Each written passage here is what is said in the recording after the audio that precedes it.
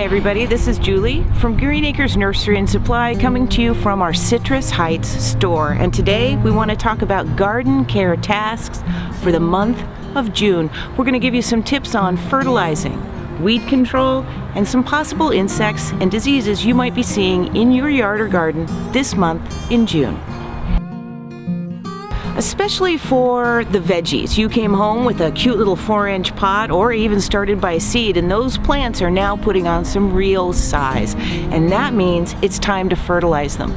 A lot of organic fertilizers, especially the EB Stone, recommend plant feeding every 4 weeks. Remember though that as your plants grow in size, we're going to feed and water them at the furthest reaches of those branches, not near the trunk.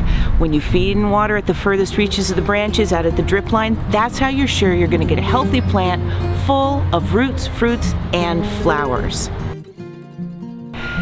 Once the soil warms up, the temperatures are nice, you've added some fertilizer, you've added some irrigation, voila, we've also got weeds in there. The time is now to get those weeds when they're little and small, before they develop a nasty root zone and before they start making any seeds. Spend a few minutes each day just pulling out the few little baby weeds you see so that they don't become big guy weeds. Rely on drip, which puts water where the plant needs it. Sprinklers put water everywhere, which means you have weeds everywhere.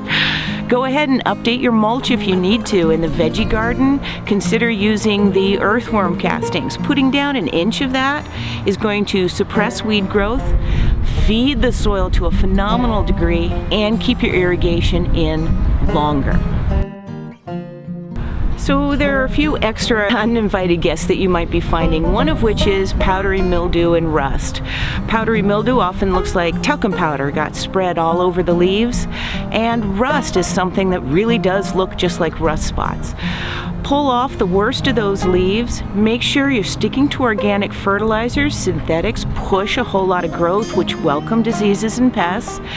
And check with us. Bring in a sample or a really nice picture. We're going to recommend probably neem oil or a copper fungicide that's going to arrest the spread of that disease and get your plant back on the road to health. One last clue, please make sure that you're watering early enough in the day that your plant is not wet overnight.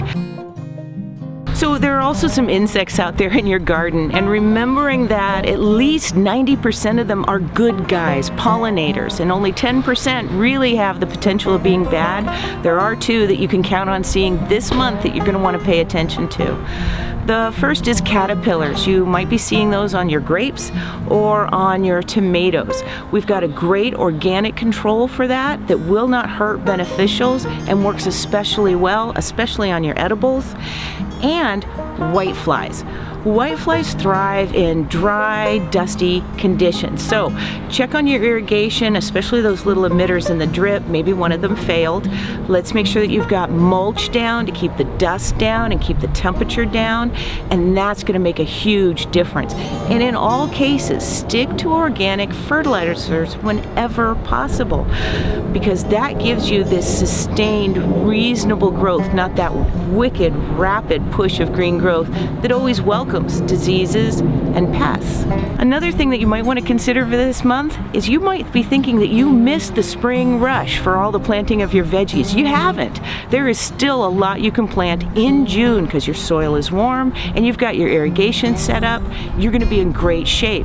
Check out our vegetable planting calendar for all the great things that you can plant this month in June. Come and see us anytime with your questions, and we're always available at idiggreenacres.com.